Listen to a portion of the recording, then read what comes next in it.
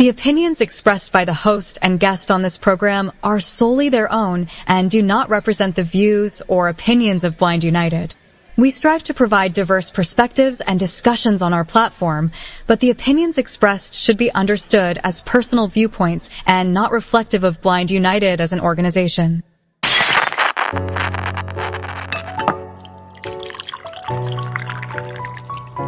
It's time. It's time for coffee time. Coffee time. Coffee time. Coffee time. Coffee time. Coffee time. Coffee time. And here is your coffee time crew. Well, good morning, everyone. And as always, welcome back to Coffee Time with Blind United. Today, it just got me and Carol up in here. So good morning, Carol. Good morning. Good morning, everyone. Yeah, maybe George will pop in. I don't know. But anyway, we'll see. So tonight in our interest groups, we have movie night, audio descriptive movie night to be exact, at 6 p.m. with me.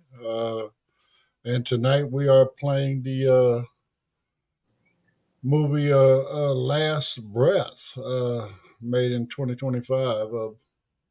My understanding is about some divers and some deep sea divers, and I don't know, maybe they run out of air under the water.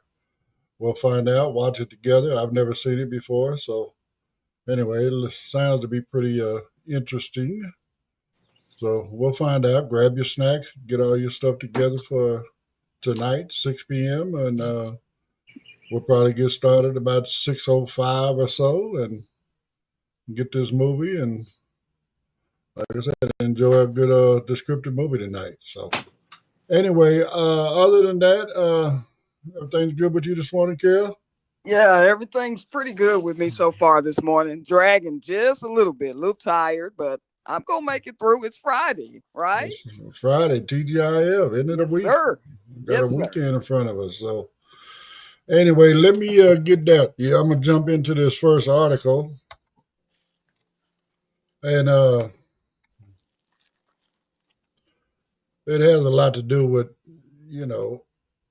some of the stuff we've been talking about this week. Is showing the different angles of importance.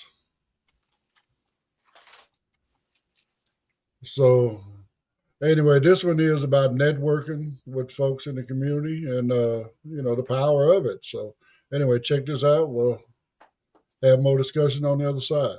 Hello, Blind United crew. Grab your first cup and join the BU crew in this first article, because today we're talking about a tool just as vital as any assistive technology when it comes to career growth and personal development: the incredible power of networking. For blind and visually impaired professionals, building a strong network isn't just about finding a job. It's about unlocking a world of opportunities, fostering independence, and strengthening our entire community. Networking, at its core, is about making genuine connections. It's about building relationships with people who can offer advice, share insights, provide mentorship, or simply offer a fresh perspective. For BVI professionals, this can be particularly empowering. Often, the biggest barriers aren't skill-based, but perception-based. A strong network helps bridge that gap by allowing your talent and professionalism to shine through, rather than having initial interactions dominated by misconceptions about visual impairment. Think about how a strong network can provide access to information you might not find through traditional channels. You could learn about unadvertised job openings, gain insights into specific industry trends, or find a mentor who understands your unique career journey. These connections can lead to unexpected collaborations, new clients, or even just a valuable sounding board for challenges.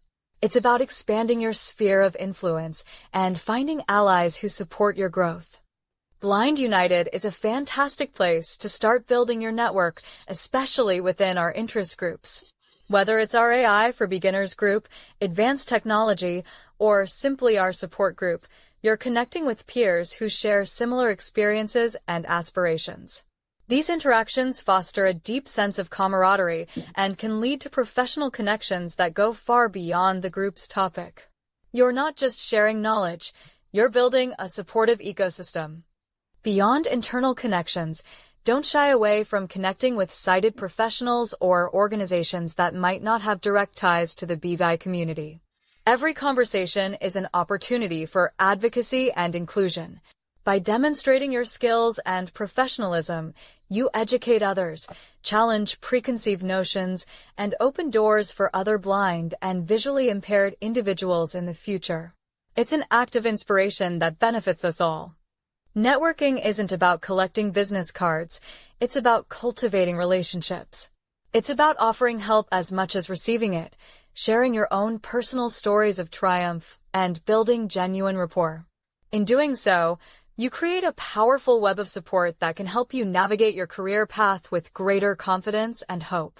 So, step out, connect, and unlock those amazing opportunities that await. We'd love to hear your thoughts.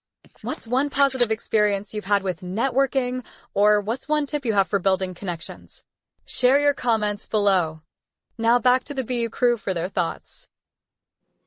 Well, again, you hear, in the article they talking about, yes, networking is very important. Again, like I said, you might find opportunities that are not necessarily advertised, maybe from somebody that has an inside track on a job or something like that, and what makes that valuable is, if you're getting information from somebody else within the community about a job where they might happen to be working, then you already know that, that employer per se already understands,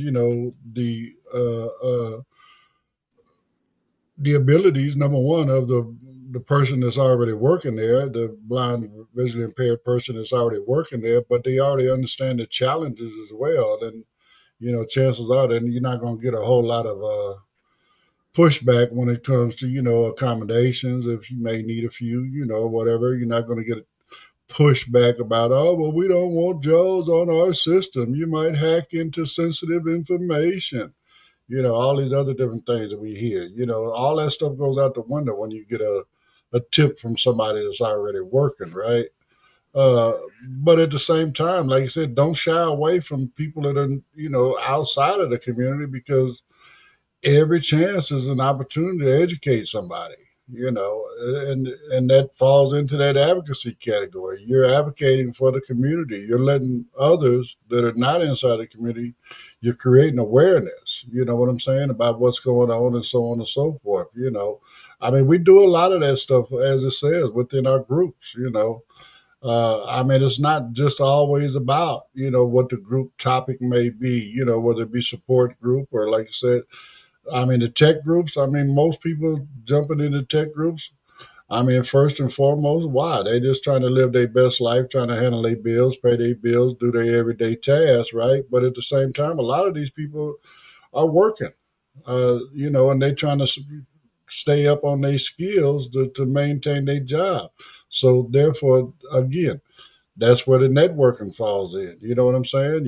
You're connected with other people that are in the workplace, and they're sharing their stories about the challenges and all this other kind of stuff that we all have to go through when we're looking for a job. But again, hearing somebody else's story might help you to get past something that's being a barrier to you. So again, these things are really, really important. So uh, uh, we just do what we do here. We're trying to build a community that's strong and connected with each other, and and all we're doing is trying to help one another. So again, you might come in and you might have some skills that we don't have. Man, I just hope that you would be willing to share that with us, just like we're sharing what we know with you. So that's what we're all about. So anyway, that's my little spiel on it, Kira. I mean, I just have an attitude of gratitude. I've just built some unremarkable relationships with people that, it's like an encyclopedia of just knowledge. And I'm realizing that, each one teaches one. And I just couldn't imagine, how I would just be able to maintain the lifestyle that I am right now if it had not been for organizations like Blind United and, just the people that I've come across. They're just so freely giving out all of what they know. They share just lifetime relationships that I'm building. And it makes you feel so much better to where you're not alone. You're in a community of people that are sharing their stories, and they're making you better by encouraging you, lifting you up, giving you skills. And a lot of the groups that are offered here, volunteers, people are just giving of their time, knowledge, and experiences, just the way that they are. And it encourages you to just want to be a sponge and just take it all in and use it to make your life so much better.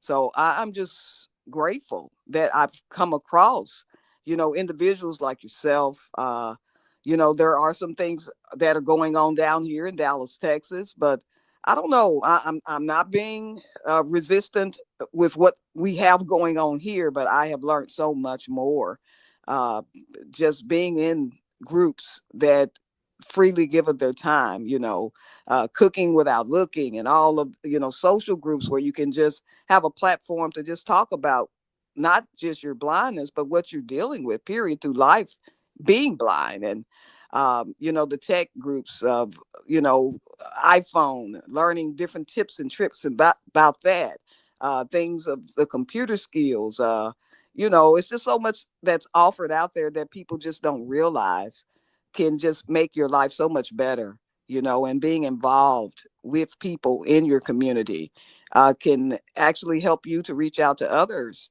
and share what you're learning to help others that may not even be aware of things that are like this that exist. So again, I just have that attitude of gratitude. That's Right. the way I feel about it. No, I mean I get you, and I mean again, that's kind of the reason why we kind of laid out the model to do it this way. Number one, it was about first and foremost being able to offer people the help and training that they need.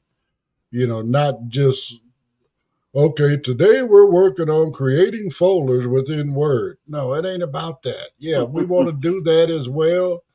But first and foremost, we want to help you pass the barrier that you're facing at this moment, you know. So once we get you past that barrier and anybody else that might be attending the group that day, then we might jump into a lesson. You know what I'm saying? If we got time left. But mostly, like I said, it's about trying to help people. I mean, I look at it like this. They say, oh, well, come on and go do this mixer. There's a networking opportunity, yada yada yada. You can walk that room all night long and collect business cards all night long. You might have made connections, but they're not part of your network until you establish a relationship with these people. You don't know what these people have to offer or what you have to offer to them. How you can help one another. None of that until you develop that relationship. And I mean, just, again, contacts are good, but follow through. Reach out to those contacts. Hey, man, I met you at this mixer, or I met you at this job fair, or I met you at this event, whatever the case may be. Now let's work on building our relationship. Let's see how we can help one another, Hmm. and a lot of people don't do that. They take them cards home and then they put them away until something pops up where, oh, well, maybe this guy could help me. Well, I mean, if you'd established a relationship with that person, you would already know. It wouldn't be guessing at that point. Hmm. That's why I say it's important to go from contact, to putting them within your network, right? Now you already know what they can do. As a contact, there's potential about what they can do. I mean, I'm just one that I like to know. I mean, again, I got my support system around me. I am not the brightest guy when it comes to all of this tech stuff. I'm not the brightest guy when it comes to anything. But what's my old saying? I might not be the sharpest knife in the drawer, but I surround myself with ginsu. Right. Right. Meaning I surround myself with people that are smarter than me. I've always told when I was coming up, if you're the smartest person in the room, you in the wrong room. You can't learn nothing there. True. That is true. So you got to move up. You got to expand yourself and get into areas that, you're not really familiar with. Why? To learn more about that, just like with my technology. Again, like I said, I'm not no expert at none of this, but I swear to you, I am 68 years old now, and I have learned more in the last 3 to 5 years than I have since I first went to training center back in 11. Just in how to do all of this technology stuff. I've learned more and more about JAWS. I'm learning all about this, AI stuff. I'm learning a little bit more about my phone. I don't do a lot of stuff on my phone. I'm more of a desktop person. I know people that do everything on their phone. And hey, again, that goes into another thing we say, whatever works for you. If you're good with doing it on your phone and you can accomplish everything that you're trying to accomplish on your phone, more power to you. You know what I'm saying? I am happy for you, because that's all we want, is for people to be able to be independent, So if you can do it from your phone, great. Me, I prefer doing it on my computer. I don't see any limitations to that. I might be limiting myself by not doing it on my phone. But again, I'm not having any problems. I'm able to do what I want to do, and that's what works for me. So again, we just got to get out there. If you want to succeed and you want your independence, then you really, really, really need to get out there and do what you need to do in order to accomplish that. You're not going to get it just sitting at home, right? Right. You're going to get it by coming into some of these groups. And not only that, when you come into these groups, you need to interact. I mean, don't get me wrong. You can learn things just by sitting back like a fly on the wall, right? And listening to the conversation. Yeah, you can pick up stuff there, but why not just speak up? You know what I'm saying? Talk about what you want to talk about. Ask the questions that you want to ask. The only way you're going to get those answers in a timely manner is to ask those questions. You can sit around and wait and say, well, maybe somebody will ask that question today. Oh, well, they didn't. Well, maybe next time, Well, no, if you ask the question, you can get the answer. It's just that simple. If we got an answer, we'll definitely give it to you. If we don't have an answer, we'll find out what the answer is and get it to you. That's just the way we operate. So anyway, it's really, really important to do all this kind of stuff. So anyway, Tisha says good morning to everybody. So good morning, Tisha. Good morning. What Paul says is good morning as well, and it says important that we learn something new every day. Good morning. So anyway, let me get back up here to these other things, since I got to do all this napping by myself today.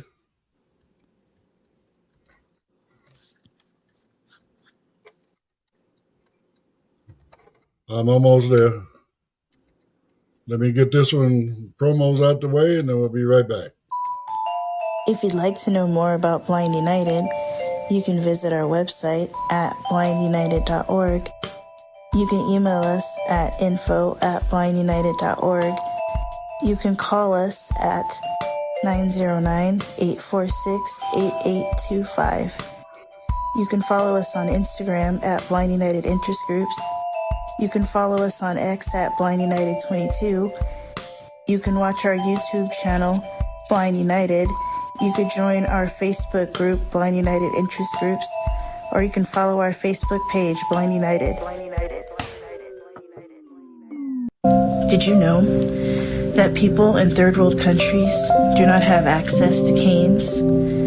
The You Can Give initiative gives canes to people all over the world who cannot get canes. The You Can Give initiative not only goes to these countries and gives people canes, but they give people canes and a digital recorder that is solar powered, that has instructions on how to use the cane and instructions on how to repair the cane.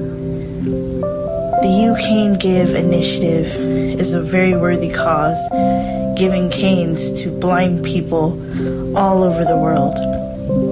If you have a cane that you're no longer using, or a cane that's broken or bent, you can go to youcanegive.org and get a shipping label, and you can ship your cane to Jimmy in Tennessee, and he will refurbish it and give your cane to a blind person in a third world country.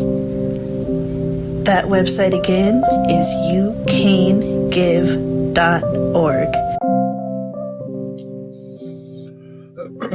Well, just so folks know, we support Jimmy and You Can't Give. His mission there is to put canes in the hands of people that can't get a cane. So for those that may not know, any Blind United event that we hold, you can bring your used, old, broken, whatever. Just as long as we got the pieces, whatever, we'll make it work. You know what I'm saying? We're going to refurbish them. We're going to fix them. We're going to send them to Jimmy, and then Jimmy is going to take them to a third world country and pass them out.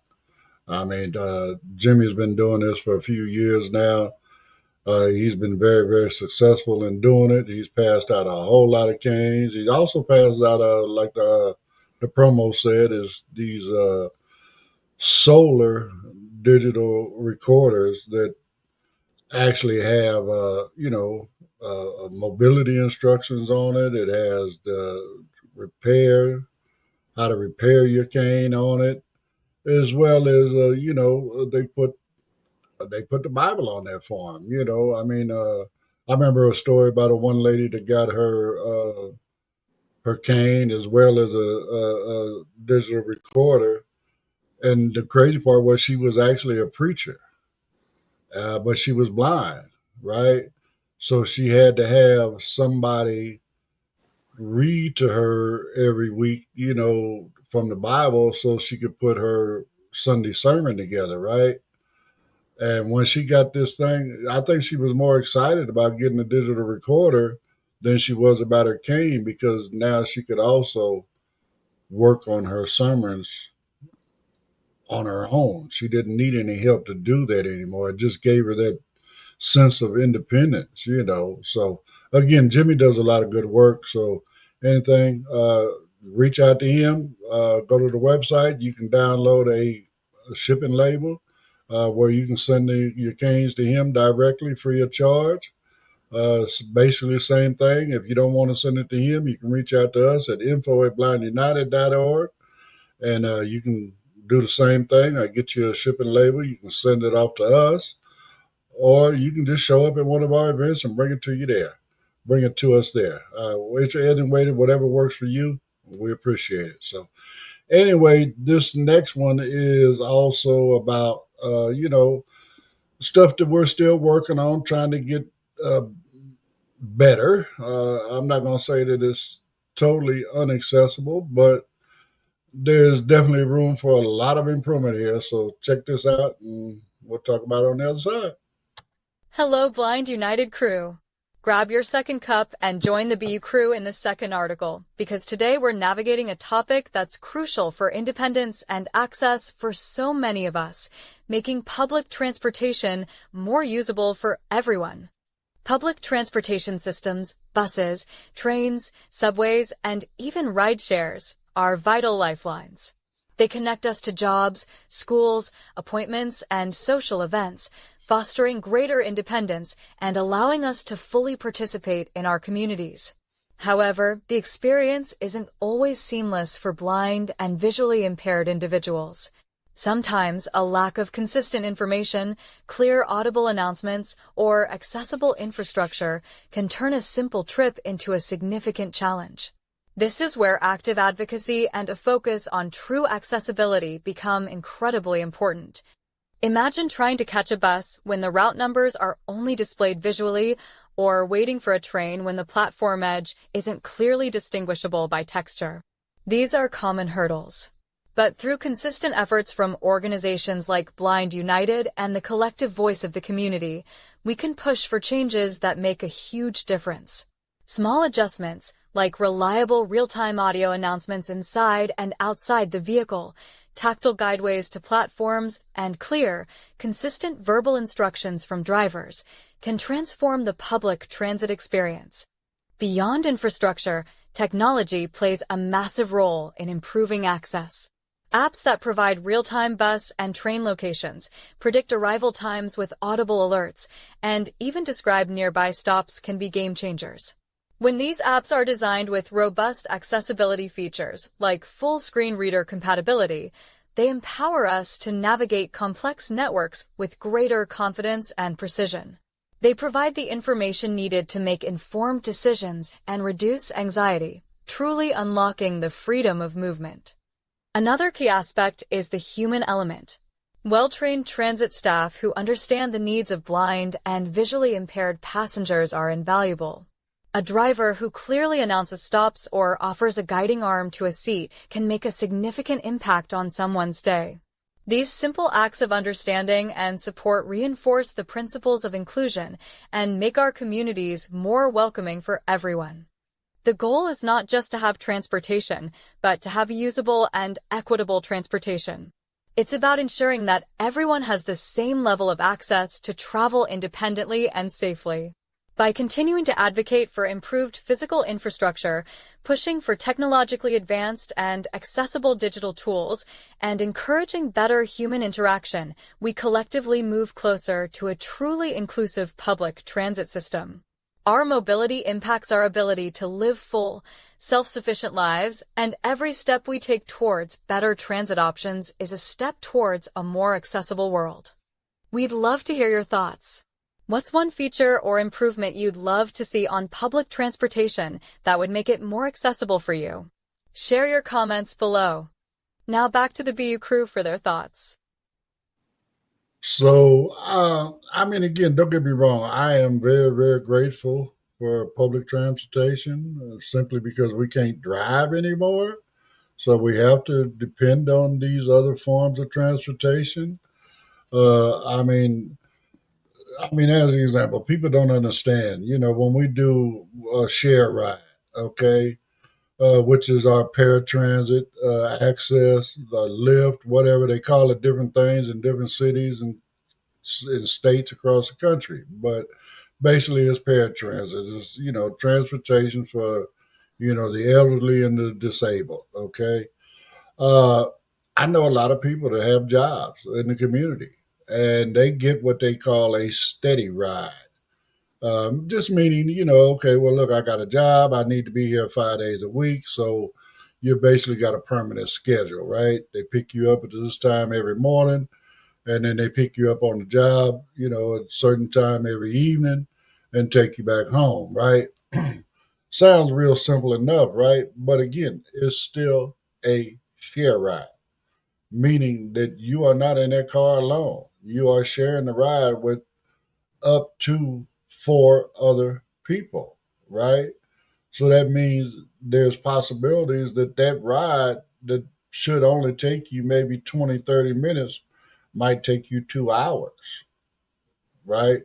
So for me, that's, I mean, we deal with it. The community deals with it. Why? Because we got to get to work, right? But think about all that extra time that we could have, for our own self health well being, not having to get up and rush and not having to sit and ride around in that vehicle for a couple hours. By the time we get to the job, now we kind of all stressed out. Sometimes we get to the job an hour early, sometimes we get to the job late. That's just the luck of dealing with access. Is there a better way to do that? Yeah, they could do it a better way. That's subsidized money. In my opinion, I believe that they should incorporate Lyft and Uber into these programs so that now you have other cars to where you don't have to pile everybody up in one car, and people can get a more direct trip to, where they're trying to go and all this other kind of stuff. I mean, when it comes to the buses, I mean, the LA buses, they're not bad at all. I mean, out here where I live at in San Bernardino, they're a little sketchy. But at least the ones I've done in LA, most of the time the drivers are pretty, accommodating. They let okay, look, there's a seat right here. I mean, I've literally had them move people out the way, so I could sit up front, you know, in what they want to designate as a disabled seating. So I mean, I'm cool with it. I don't really like, putting people out of their seats, especially women.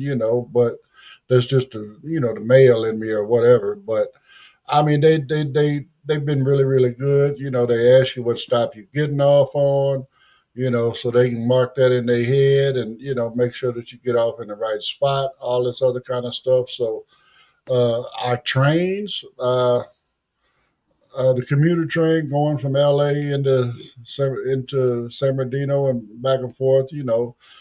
Metrolink, they're pretty good. I like dealing with the schedule, but when it comes to dealing with Metro, which is our subway system in LA, man, it's a madhouse.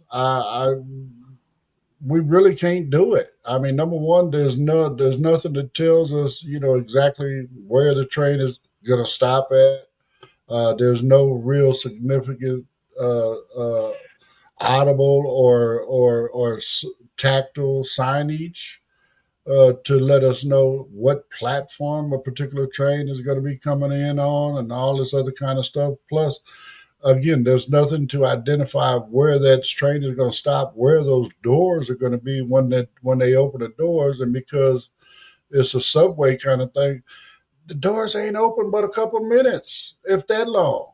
I mean, by the time you find the door and get ready to step in, the door is closing on you. And chances are the guy that's driving that train is sitting way up there in the front. He can't see that people are still trying to get on the train. All that stuff is automated. All he knows, he gets a little signal when the light comes on, it's green. That means it's good to go. He don't know what's going on. He don't know that he done left 10, 15 people, whatever, still sitting on the platform. So, I mean, again, there could be many, many, many different improvements. The staff, yes, the staff could definitely be trained a lot better, just to make this more accommodating. You know what I'm saying? Treat us with some dignity, man. Treat us with some respect. That's all we ask. So, but anyway, again, I don't have any problem with public transportation. I work through these hurdles. I know that when I'm going to go have the need to get on those subway trains, I have to take somebody sided with me because there's no way in the world I can navigate that on my own. There's no app that I can put on my phone that'll help me navigate that situation. So again, we got to do what we got to do. I just wish they would make the improvements as we need. That way, I could have another layer of independence. Just due to you making things accessible. So anyway, go ahead, Carol. I mean, I agree with you as well. We have the same issues here in Dallas, Texas. Our DART paratransit service.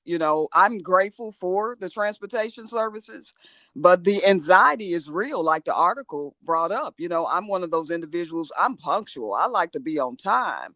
And some things we just can't control, like transportation.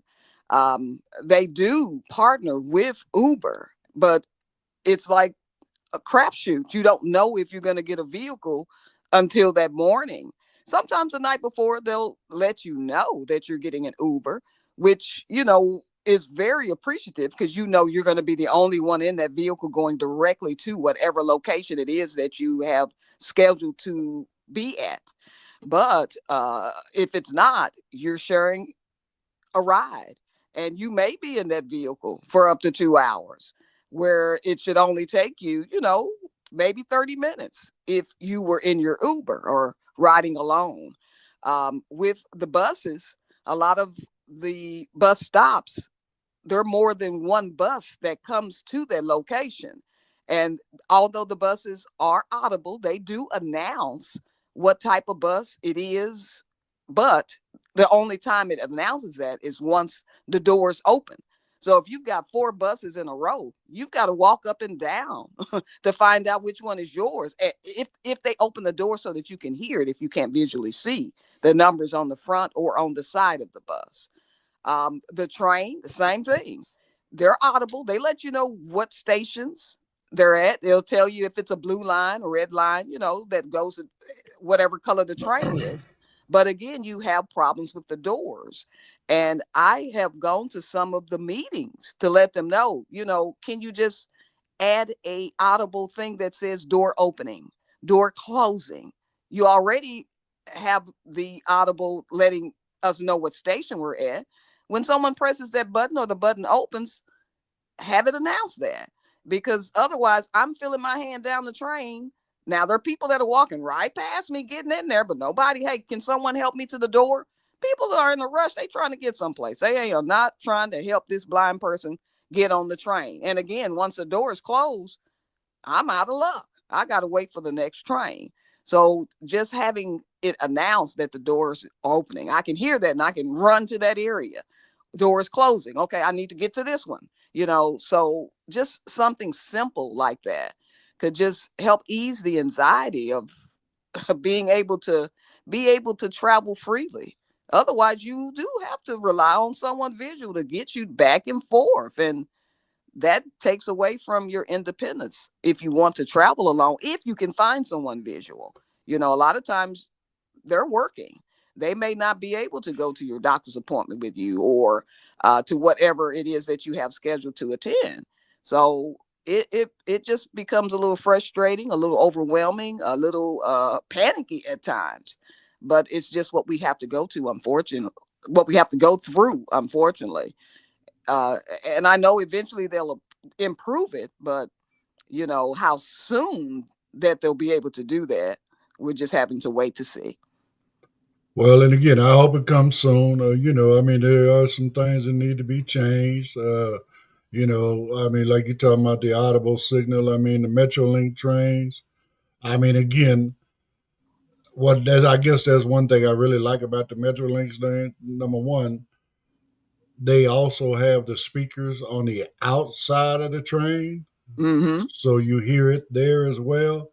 But because of the where I ride at, they call it the conductor car, but it's actually for folks with disabilities.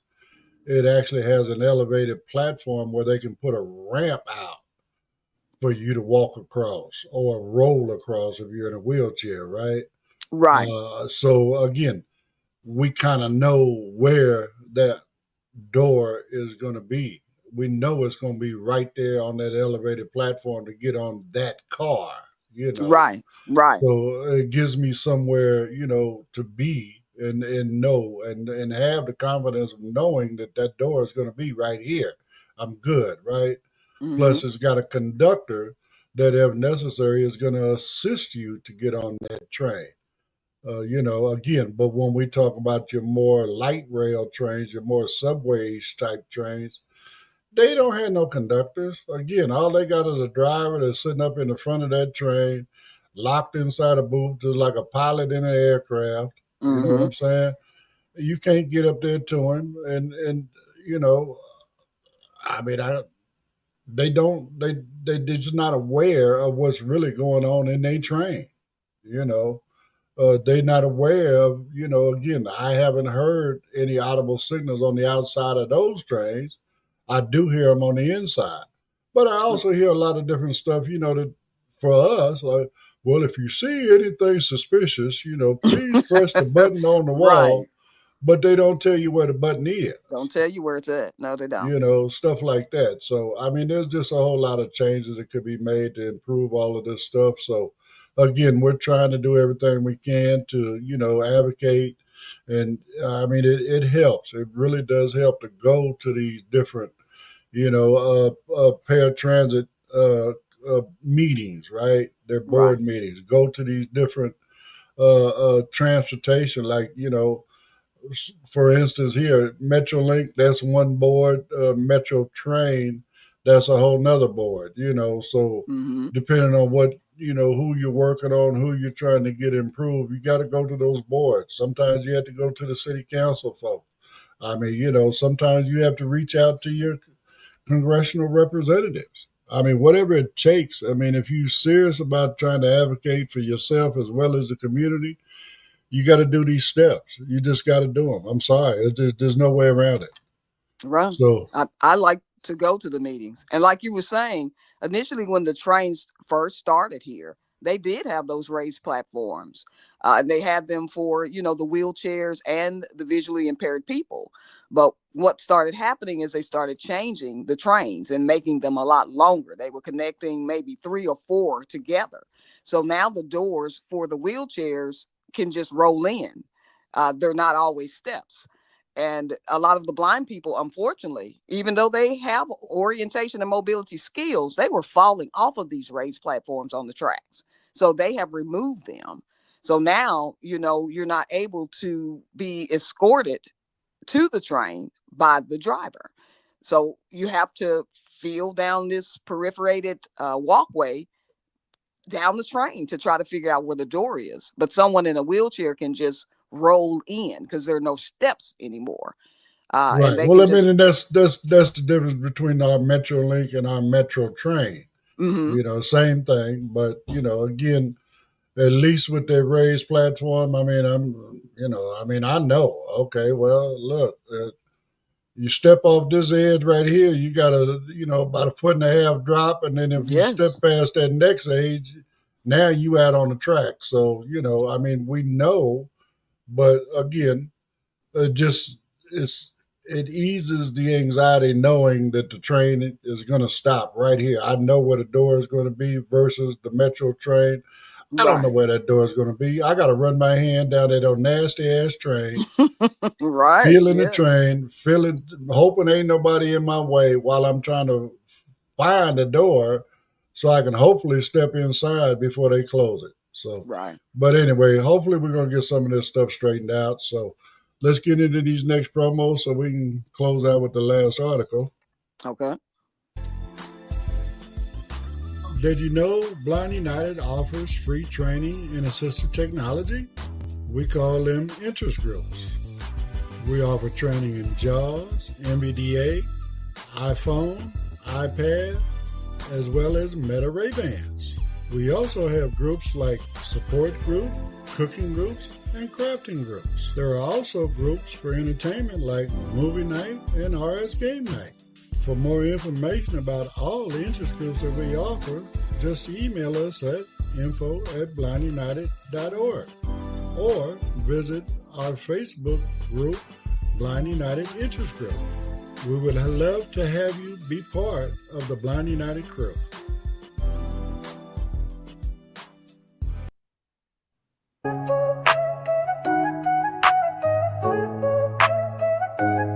June 21st, got a vibe so right. Come through the service and a day tonight. It's Blind United, yeah, we're bringing the flair. Crafts and colors floating in the air. Jewels that shine, lotion so smooth. Mosaics, baked goods, handmade grooves. You don't wanna miss this artful affair. Blind made magic, love everywhere. Jewel that shine, lotion so smooth. Mosaics, baked goods, handmade grooves. You don't wanna miss this artful affair. Blind made magic, love everywhere. You want a table, just $25. Bring your vision, your craft, your luck. Vendors welcome, come show your pride. Let your work shine, let your soul ride. It's more than a fair, it's a moment to share with a community that truly cares. So email us now, don't miss your spot. info@blindunited.org, we got a lot. Jewels that shine, lotion so smooth. Mosaics, baked goods, handmade grooves. You don't wanna miss this artful affair. Blind made magic, love everywhere. So So come vibe with the crew, enjoy the day. Blind United has got it set our way. June 21st, bring your smile and light. Art and love, yeah, we'll shine so bright. Well, all right. So, again, our crafting showcase is coming up on the 21st of June. So, if by any chance you would like to get in and get a table and sell your crafting items, whatever they may be, again, the cutoff for that is June the 10th. So, you need to get your registration form and your $25 donation for your table into us by the 10th to secure your spot. But if you don't want to, sell, but you like buying that kind of stuff, I said, start stacking your chips. The 21st of June on a Saturday, we're going to be getting down and we're going to have quite a bit of stuff out there to sell. And so that kind of also, takes us right into this next article, because this is I guess a side effect, you might want to call it, of crafting. Check this out. It's pretty cool. Hello, Blind United crew. Grab your third cup and join the BU crew in this third article, because today we're exploring a beautiful path to well-being that goes beyond the obvious, the incredible therapeutic benefits of engaging in creative arts. From painting and sculpture to music, writing, and even knitting, creative pursuits offer powerful avenues for expression, healing, and fostering deeper independence and community. For many, the idea of engaging in visual arts might seem counterintuitive for someone who is blind or visually impaired. However, art is about so much more than just sight. It's about touch, sound, texture, imagination, and emotion. It's about expressing what's inside you, connecting with materials in new ways, and creating something uniquely your own. Whether it's sculpting with clay, weaving intricate patterns, or composing music, these activities stimulate the mind, engage the senses, and can provide a profound sense of accomplishment and empowerment. Think about the sheer joy of creating something with your hands, the tactile satisfaction of working with yarn in our arts and crafts group, or the rhythm of writing a poem can be incredibly grounding. Creative arts offer a unique outlet for processing emotions, reducing stress, and finding a sense of calm. They can become a personal sanctuary, a place where you can freely express feelings that might be difficult to put into words, leading to significant emotional healing and increased hope. Moreover, engaging in creative arts can significantly boost self-sufficiency. Learning a new craft, like knitting or playing a musical instrument, requires patience, problem-solving, and developing new motor skills. Each small victory builds confidence and expands your capabilities, proving that you can master complex tasks. It's a tangible demonstration of your ability to learn, grow, and adapt, reinforcing your personal stories of triumph. These creative endeavors also serve as wonderful bridges for community building. When you join groups like Blind United's Arts and Crafts or Music History, you're not just learning a skill, you're sharing experiences, inspiring each other, and forming strong bonds of camaraderie. Collaborating on a project or simply discussing your latest creation fosters a sense of belonging and mutual understanding. It's through these shared passions that we often discover new friendships and strengthen our collective spirit, deepening our inclusion. So, whether you're a seasoned artist or just curious to try something new, consider dipping your toes into the world of creative arts.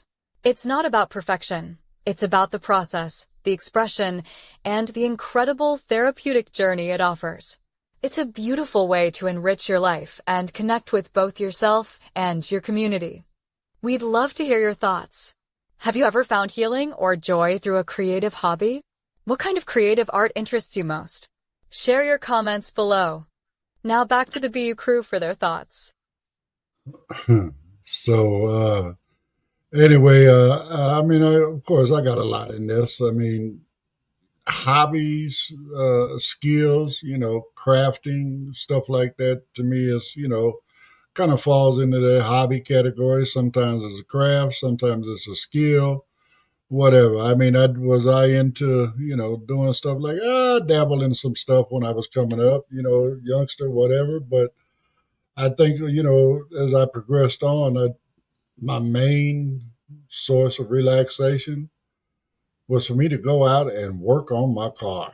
You know what I'm saying? Just do different little things to improve my car, and trying to improve the looks or the performance or whatever the case may be. That was my thing. I love working on my car. It gave me peace. After a tough day or a tough work week or whatever, being able to just lock up in the garage or whatever, the driveway by myself, and just work on my car disturbed, right?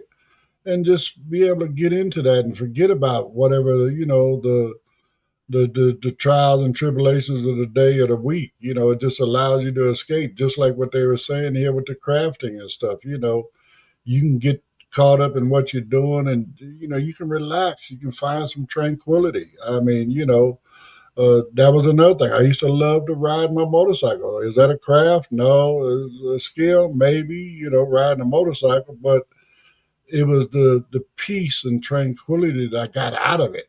And that's what they're trying to express here. Doing these things, whether it's writing music or knitting or crocheting a hat, whatever the case may be. You're getting caught up in it. It's giving you some peace and stuff like that, and allows you to relax. And as we've talked about in our support group, create that mental health stability, by keeping the hygiene of your mental health, keeping things positive, going through your mind, all the different kind of stuff. Man, it just helps out. It really, really does. So, again, we got a lot of stuff going on. If you don't have a craft or a hobby or something that you like to get into to help relax, I would definitely advise you to find something. So, anyway, what you think about that, girl? I mean, you and I, share the love of cars and motorcycles. I used to work on my cars too. A lot of these young folks, they don't know what a carburetor is, but just getting under that hood and or laying on the ground and changing oil or racing a bike or things of that sort. What I've gotten into more so now is just music. I play the bass guitar, I play the saxophone. Now I'm not ready to have a concert for anybody, but it's a form of relaxation and just listening to music. I joke with a lot of my friends. I said, if anything ever happens to me to where I end up in a coma, play music. I will come back, because music is just something that I have always loved since I was a child, and it's never left me. It just gives me a sense of peace, a sense of relaxation, and I just love, no matter what I'm feeling, it can always take me to another place. So, I've never been a person that could knit. Now I did that back in school. We did a little beadle, and different little arts and crafts things for, mother and dad. But as an adult, music is just what I've just turned to now, since I, no longer drive or ride. Uh, to me, it's not any fun when you're on the back of a bike. It's more fun when you're riding or driving, to me. But of course, that's how I got to get around. I got to have someone drive me. But music is just something that I've just always been able to go to, no matter what. It always seems to just put me in a good mood, and just take away my woes if I'm kind of going through something. So that's just what I kind of turn to. But we all have our own little things. I was a horseback rider as well. I love horses, but can't race them or do like I really want to with them, but I still can get up there and ride. Horses know where they're going. But it's just different little things that we have to find now to just make us feel better. And whatever works for whatever people that are out there, you do what you need to just kind of calm and give yourself some sense of peace, because peace is priceless. It really is. Yep, and it's very important to find your peace. I mean, like you said, whether it's sitting down and listening to some music or picking up a ball of yarn and then, an oven mitt, something, Mm-hmm. whatever it takes. I mean, it's all about trying to find that peace and tranquility. Mm-hmm. Quick, Daniel, my brother from Boise, Idaho, say good morning and all that good stuff. So good morning to you as well, Daniel. Morning. Uh, uh, but again, I mean, we all got to have something to do. I mean, Daniel, he likes to play goal ball. That's one of his things.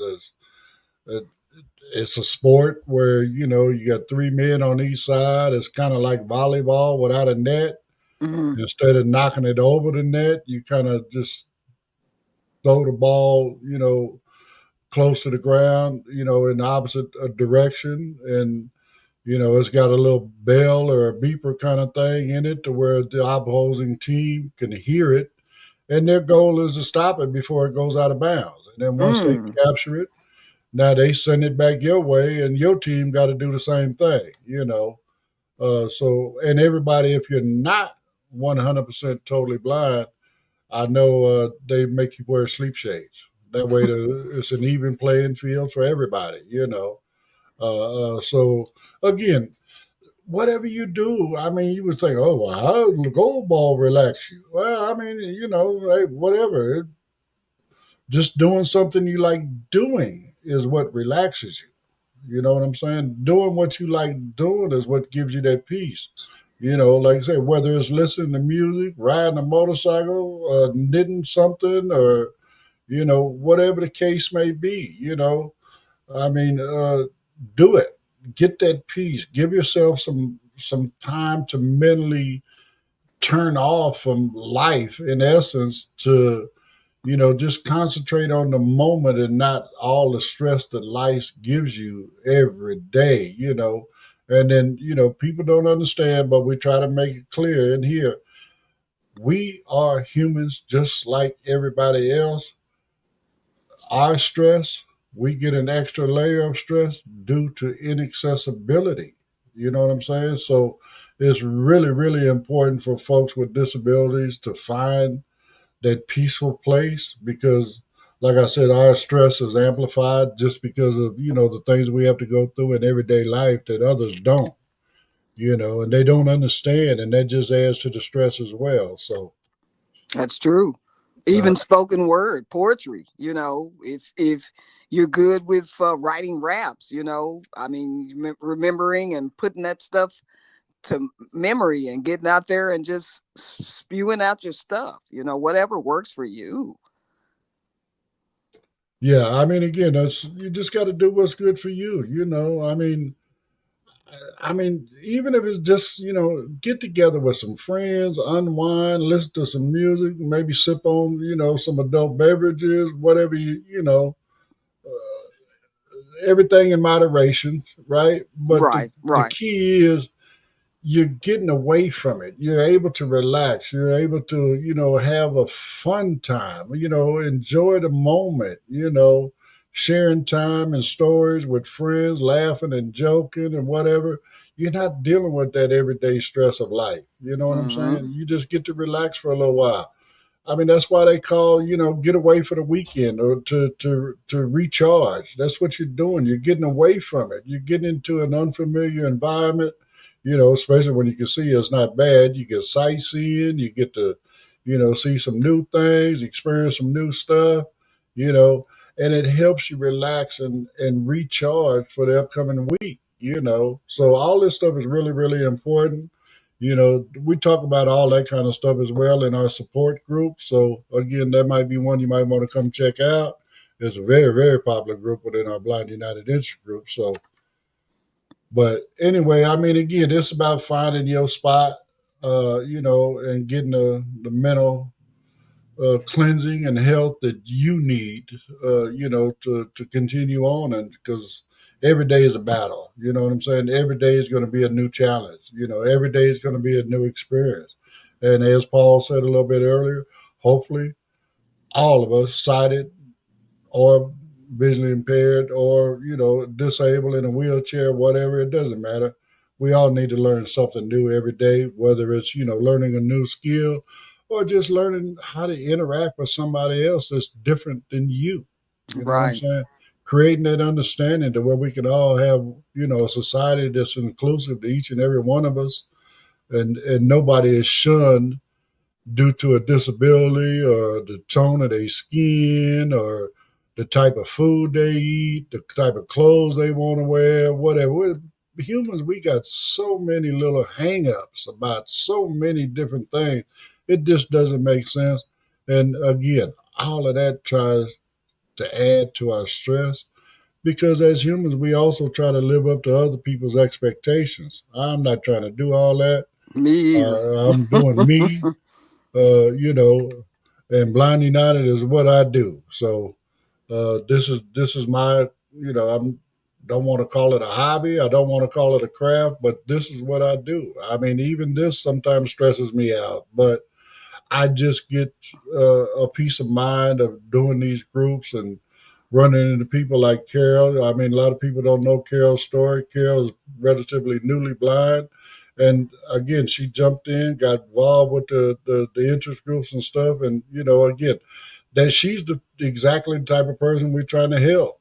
People that, fall in them gaps. We want to close gaps. We want to build bridges. We want to make connections. So that's what we do on Blind United. So anyway, we are at the end of our time for this Friday. Just a little advance notice. We will not be doing coffee time next Friday. That will be the 6th of June. For those of you who know, yes, we are, most of us anyway, are NFB, and it just so happens that the first Friday of every month is our NFB chapter meeting, and it happens at a time that I cannot do both. So I'm gonna go do my meeting. Got some other business I need to take care of that day as well, but I'm gonna go ahead and go to that meeting, and then we will be back with you on Monday. Everybody have a great time. Again, like, share, follow, subscribe, comment, all that good stuff. Whatever it takes on whatever platform you're on, it really does help to get the word out to more and more people. So we appreciate you. And everybody enjoy the rest of your weekend. Carol, enjoy your weekend as You well. as well, Ed. You as well. And we will see you folks again on Monday morning for another episode of Coffee Time with Blind United. Have a great weekend. All right, we out. So I am going to tell them that Whole Foods is the location that you want to go to. Okay. And then I'll get that QR code and send it off to you. Okay. That way you'll have it. All right. All right. I appreciate you, Ed. I really do. All right, Carol. I'll talk to you a little bit later. All right. You enjoy your day. Bye bye. Okay. Bye bye.